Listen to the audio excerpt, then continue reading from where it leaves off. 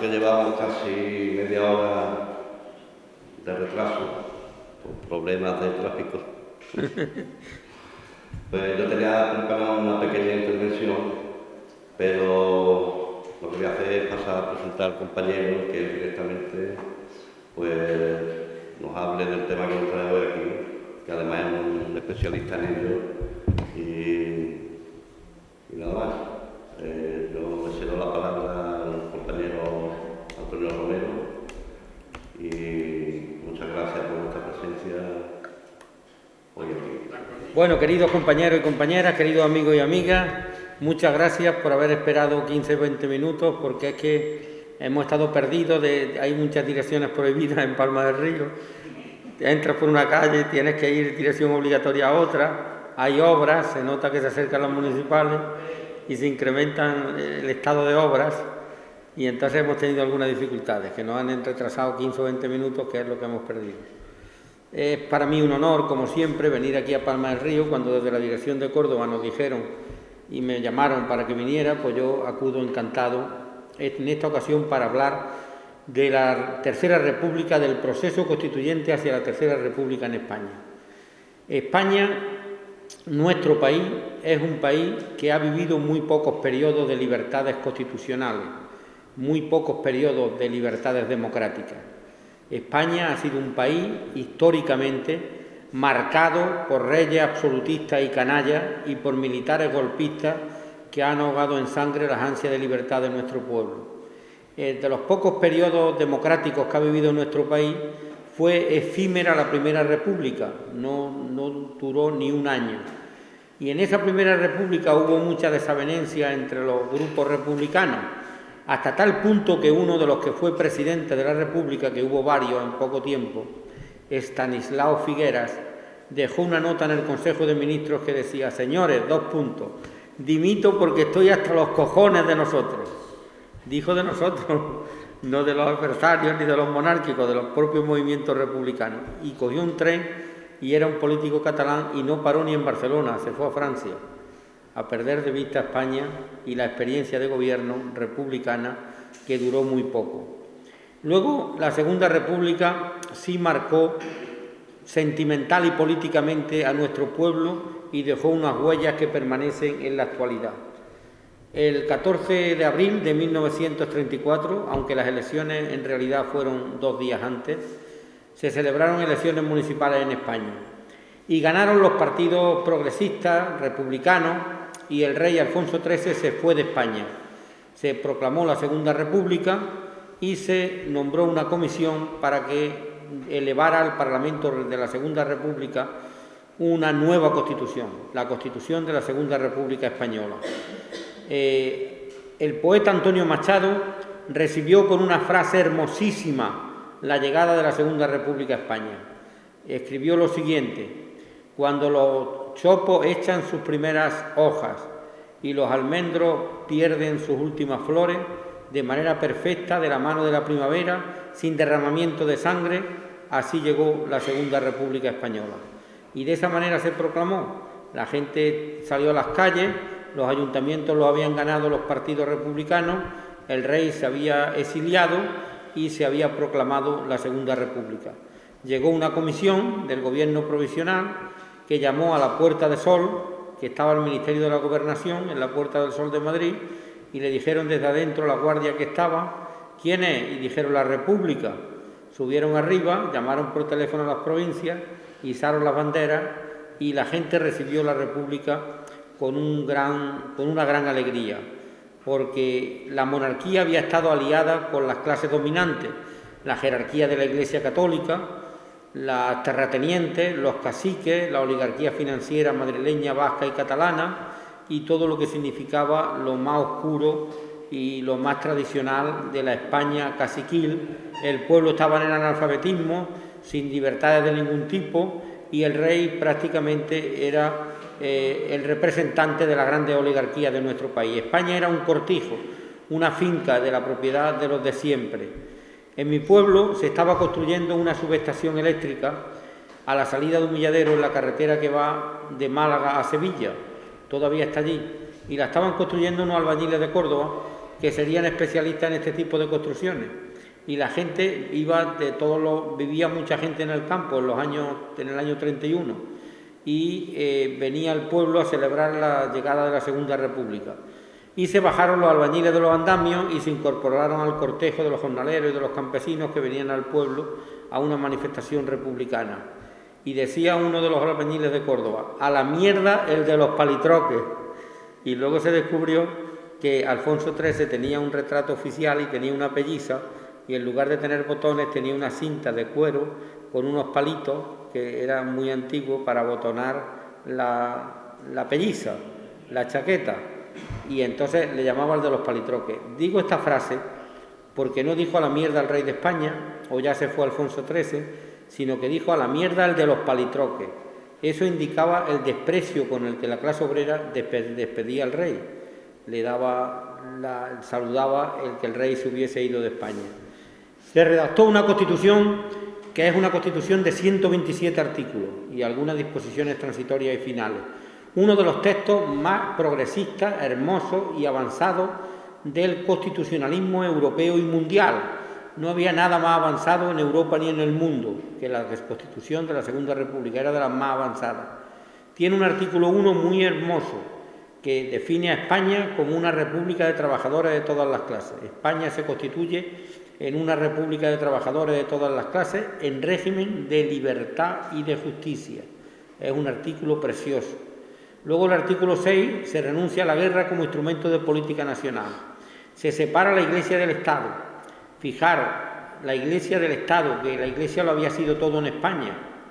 La Inquisición, la dirección política, la dirección religiosa, las escuelas, la moral.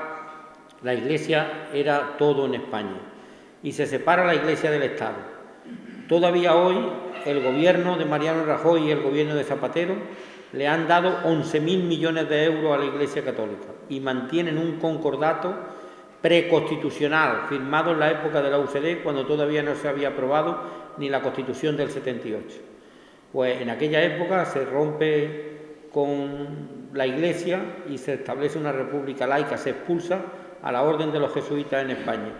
Y finalmente se redactan artículos que conceden todos los derechos a la mujer, incluido el derecho al voto. La mujer en España vota por primera vez en el 1933, cuando se hacen elecciones, ya con la Constitución republicana aprobada, para el Parlamento de la República, donde se obtiene el primer diputado comunista de la historia de España, el médico malagueño, sale por Málaga, Cayetano Bolívar Escribano, que fue director del Mundo Obrero porque era diputado para que no suprimieran el Mundo Obrero en la época del Bienio Negro, donde gobernó Gil Robles y Lerroux la Segunda República Española. Y se establece la reforma agraria, se organiza la autonomía en España y se organiza también, se garantiza el derecho al divorcio y a la patria potestad. Las reivindicaciones de las mujeres fueron muy importantes en la Segunda República. Es donde se consigue la ciudadanía plena de la mujer en España. Incluso la Generalitat de Cataluña, que es una institución republicana, en el año 36 dicta un decreto de aborto. Luego era más progresista la Generalitat del 36 que Gallardón ahora. Y estamos hablando de en aquella época, que es una época muy lejana, y se tiene una constitución de esas características. Pues bien, el 16 de febrero de 1936 ganan las elecciones las candidaturas del Frente Popular. No se ha conocido este detalle por los historiadores, pero es muy importante que se conozca. Los partidos más moderados del Frente Popular, los partidos pequeños burgueses y republicanos, y también el Partido Socialista, que siempre ha cojeado de la misma pata, exigieron al Partido Comunista de España que renunciara por escrito a tener ministros si ganaba el Frente Popular las elecciones generales. Y José Díaz firmó con una gran inteligencia política que renunciábamos a tener ministros. Luego los tuvimos porque era muy imprescindible y llegamos a tener 2 ministros del PC en el gobierno de la Segunda República en el desarrollo de la guerra, Vicente Uribe y Jesús Hernández, de Agricultura y de Industria. Pero se tuvo que firmar que se renunciaba a tener ministros para hacer un gobierno de una república democrática, pero para no escandalizar ni atemorizar con la llegada de la revolución social en España a las capas medias y a otros sectores. Al final, el Partido Comunista de España consiguió 18 escaños, o 17, porque hubo ahí un litigio con la contabilidad de un escaño en Extremadura durante mucho tiempo.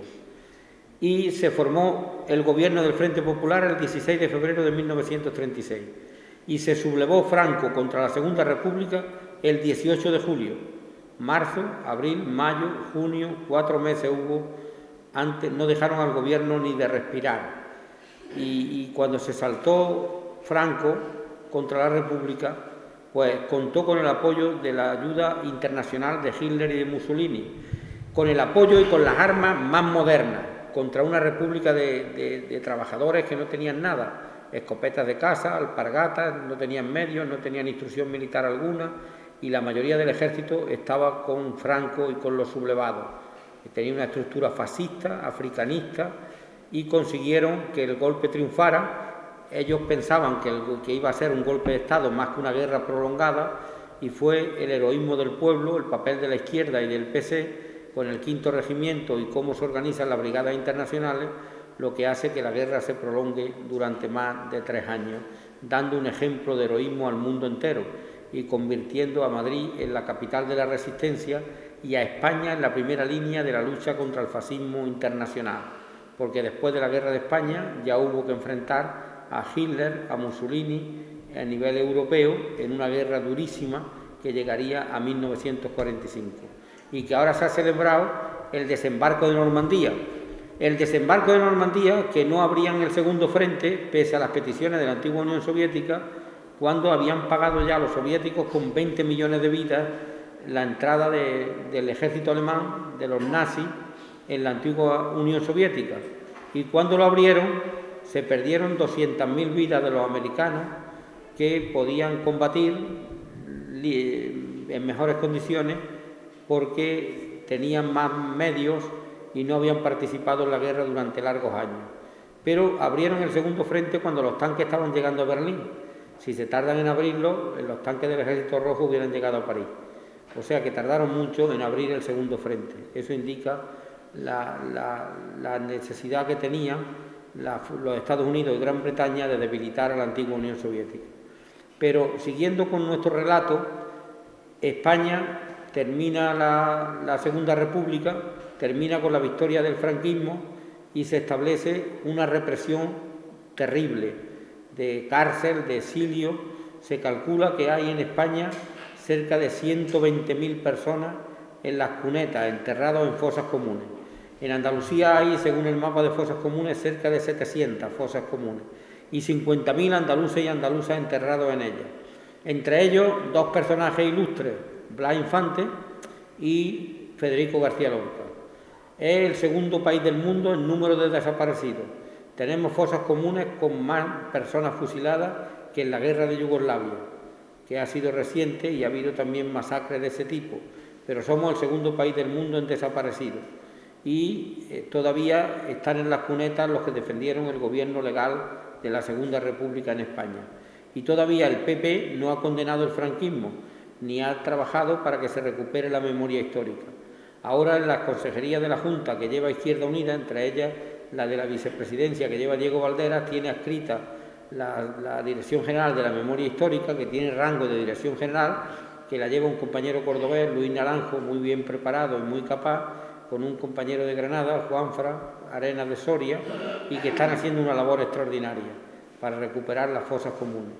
Tenemos la contradicción de que Blas Infante figura en el preámbulo del Estatuto de Autonomía como el padre de la patria andaluza y pesa sobre él una condena por conspiración republicana y por fundar un partido andalucista.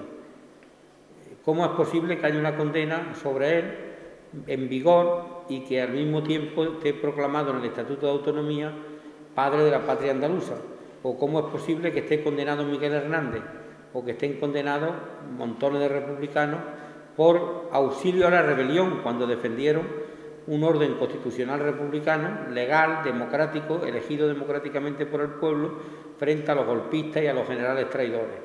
Esa es la situación que tenemos.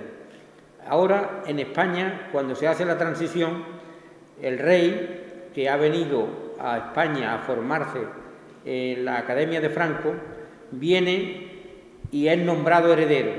Luego el origen de la monarquía actual es un origen ilegítimo, porque es Franco el que le nombra heredero y se pacta con los partidos de la izquierda, de la Junta Democrática y de la Plataforma Democrática, una constitución de 245 artículos y no se pregunta al pueblo español si quiere monarquía o república. Esa asignatura está pendiente en nuestro país.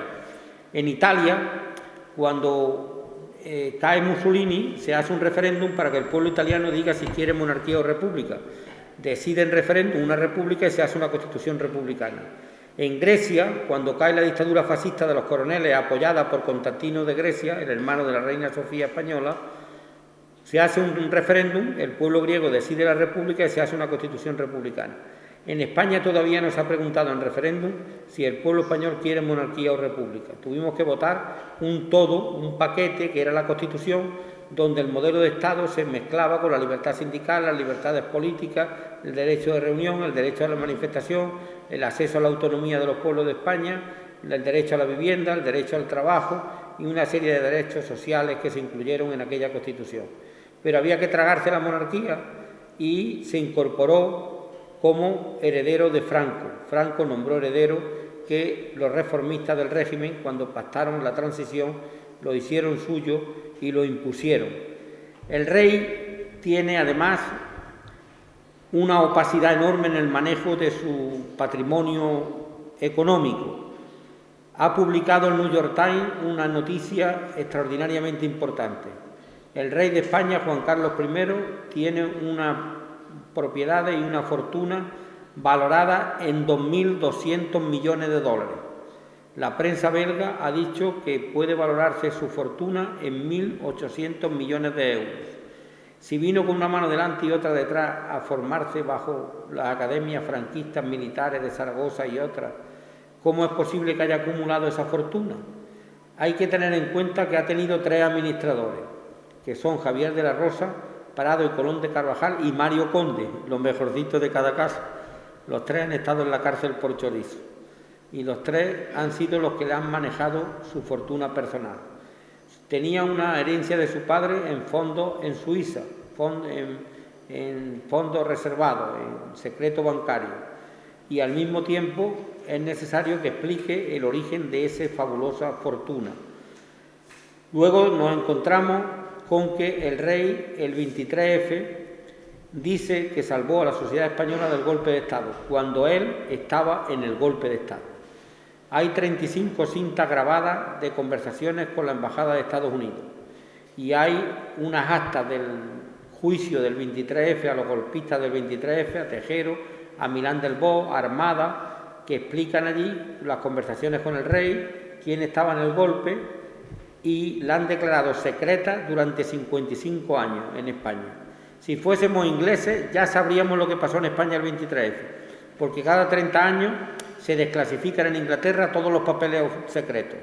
No hay ya peligro para la seguridad del Estado y todos los historiadores están esperando que se pasen 30 años para que se desclasifiquen todos los papeles donde se analizan los casos importantes. En España, sin embargo,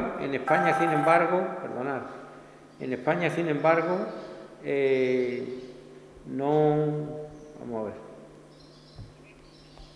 Perdonad un momento porque es que no me he acordado. Ya está. En España, sin embargo, no se han desclasificado. ¿Por qué van los golpistas a ocupar el Congreso de los Diputados? Porque allí está el Gobierno reunido para una moción para la investidura de Calvo Sotelo y la dimisión de Suárez. ¿Y por qué van a Televisión Española? ¿Por qué no van a la Zarzuela? Porque creen que el rey es uno de los suyos. ¿Por qué el general Armada va allí esperando que el rey le nombre para ir al Congreso a formar un gobierno de gestión? Porque Armada se presenta en el Congreso y es Tejero, cuando le lee la lista del gobierno que quiere proponer, el que le dice que para eso él no ha arriesgado tomar el Congreso, que él no acepta ese tema. Y entonces se le va el golpe de las manos. Porque el problema de fondo está en lo siguiente, veréis. En Europa había 3 hechos muy graves para los intereses del imperialismo norteamericano. El Partido Comunista italiano era muy fuerte en Italia. Había 4 ministros en el gobierno de François Mitterrand en Francia del Partido Comunista Francés. En Portugal se había hecho la Revolución de los Claveles y había un gobierno muy de izquierda. Y en España Franco estaba agonizando y podía cambiar España de signo político. Y los americanos estaban muy preocupados porque si España cambiaba, Portugal tenía la Revolución de los Claveles, en Francia había ministro del Partido Comunista Francés y en Italia había un poderoso Partido Comunista Italiano, en el tablero internacional, frente al antiguo bloque del Este, los norteamericanos perdían muchas posiciones. Entonces estaban muy preocupados con la transición en España, muy preocupados. Ellos querían garantizar a toda costa que España ingresaba en la OTAN y al mismo tiempo que España le dejaba utilizar las bases militares que hay en nuestro territorio para su aventura de apoyo a Israel en Oriente Próximo. Los americanos estaban muy molestos porque Carrero Blanco les negó el uso de las bases militares en la guerra de Yom Kippur, de los israelíes contra los árabes. Y ellos, la CIA, vio cómo preparaba ETA el atentado contra Carrero, que era un delfín del Franco para que podía haber perjudicado la transición. Y la CIA y los americanos dejaron que ETA hiciera el atentado para quitar ese obstáculo. Y plantearon en España un sistema bipartidista y lo apoyaron desde la Casa Blanca y desde la CIA.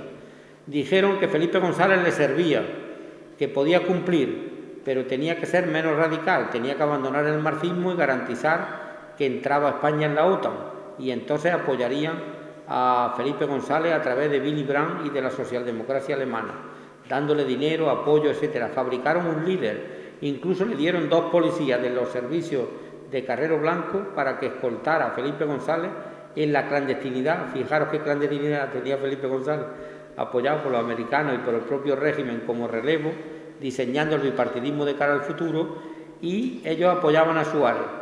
Felipe González cumplió la hoja de ruta a rajatabla, abandonó el marxismo, se moderó, se derechizó y al mismo tiempo metió a España en la OTAN y le prestó las bases norteamericanas a los americanos para todo lo que quisieran. Pero Suárez no cumplió la hoja de ruta, Suárez no quería entrar en la OTAN. Suárez se negaba a entrar en la OTAN. Y como Suárez se negaba a entrar en la OTAN, pues lo que ocurrió es que le obligaron a dimitir, se peleó con el rey, le montaron el golpe de Estado y los americanos sacaron al día siguiente que Calvo Sotelo metió a España en la OTAN. Esa fue la realidad de lo que sucedió en aquella transición. Luego tenemos un rey que se ha enriquecido de manera rara y de manera opaca. Hay 9 millones de euros que las Cortes asignan cada año para el mantenimiento de la Casa Real. Cuando yo estaba de diputado en el Parlamento, leíamos el artículo de la Constitución que dice: los presupuestos generales del Estado habilitarán una partida anual de la que el rey dispondrá libremente para sostener la Casa Real. Bueno, nosotros decíamos que disponga, pero que luego no diga lo que ha dispuesto. Pues nada, él actuaba como Juan Palomo: yo me lo guiso, yo me lo como. En las casas reales europeas se publica incluso en Internet los sueldos de sus integrantes, pero aquí no se sabía nada de los 9 millones de euros que se le dan al rey para mantener la Casa Real. Luego sus negocios, su dinero en el extranjero, las comisiones que dicen que ha cobrado por asuntos petrolíferos.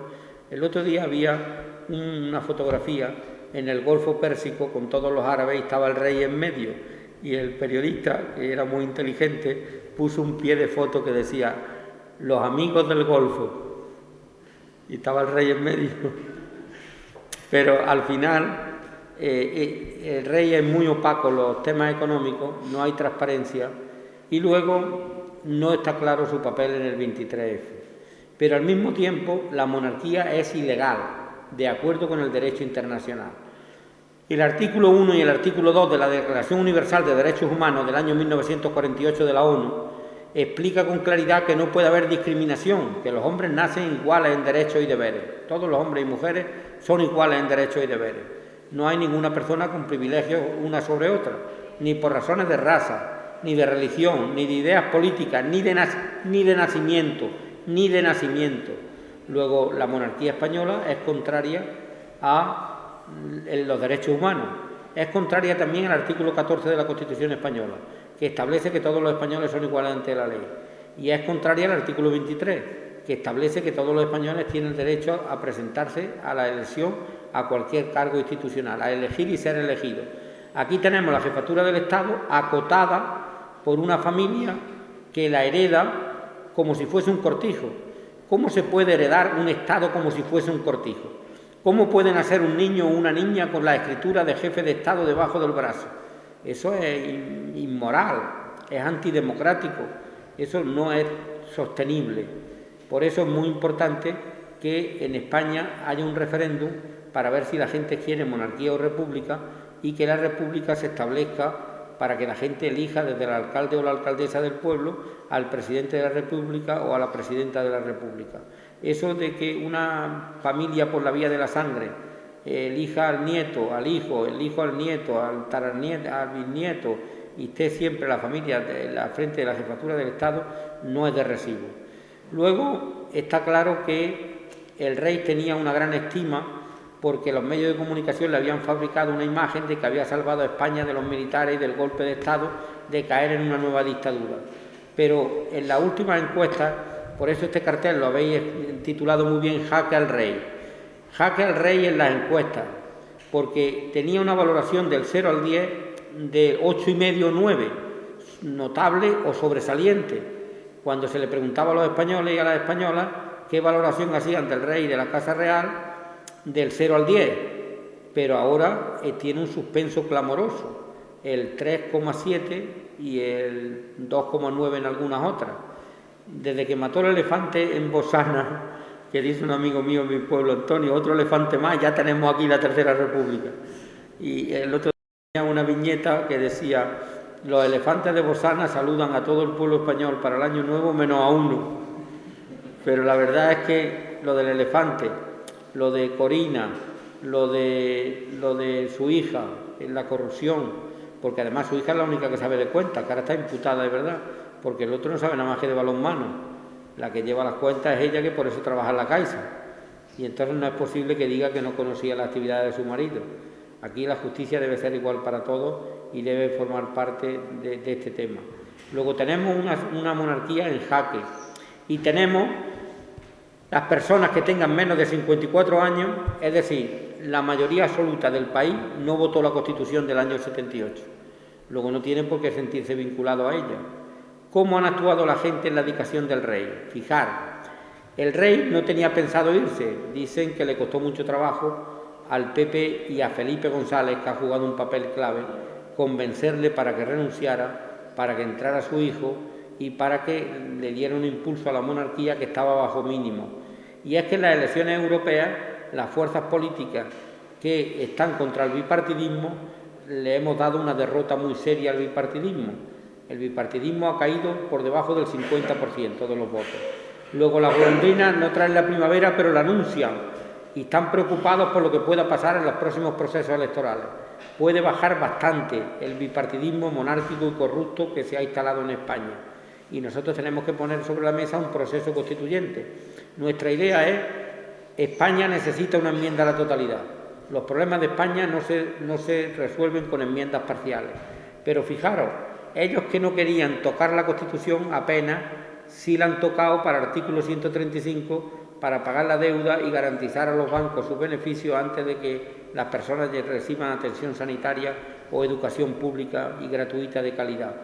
Pero ahora ya están hablando en el Congreso del PSOE de hacer una enmienda amplia de la Constitución y se han abstenido en el aforamiento del rey. Porque, ¿por qué el rey tenía que abdicar ahora? Por 3 razones fundamentales. Una, porque estaba suspendido en las encuestas. Otra, porque las elecciones europeas habían dado un aviso de que el bipartidismo está de capa caída y se podían encontrar sin apoyos más adelante, como institución monárquica. Y la tercera, porque Rubalcaba estaba al frente del PSOE y todavía no había Congreso del PSOE. Y el Congreso del PSOE puede elegir una nueva dirección que establezca una nueva política, porque lo del PSOE es de vergüenza, es de vergüenza. El otro día decía Felipe González que el Partido Socialista fue republicano en la Segunda República porque había una monarquía que no daba la libertad al pueblo. Si lo hubiera dado, ¿qué hubieran sido? Monárquicos. Largo Caballero, Indalecio Prieto, Fernández de los Ríos y miles de socialistas que están en las cunetas se revolverían en sus tumbas cuando escucharon de decir esto a Felipe González. ¿Cómo es posible que diga que solo fueron republicanos porque había una monarquía que era el abuelo de este, actual, que no era democrática? Por esa única razón, cuando eso no es verdad, porque Pablo Iglesias fue elegido por la confusión republicano-socialista, el primer diputado socialista de España, y era un partido socialista.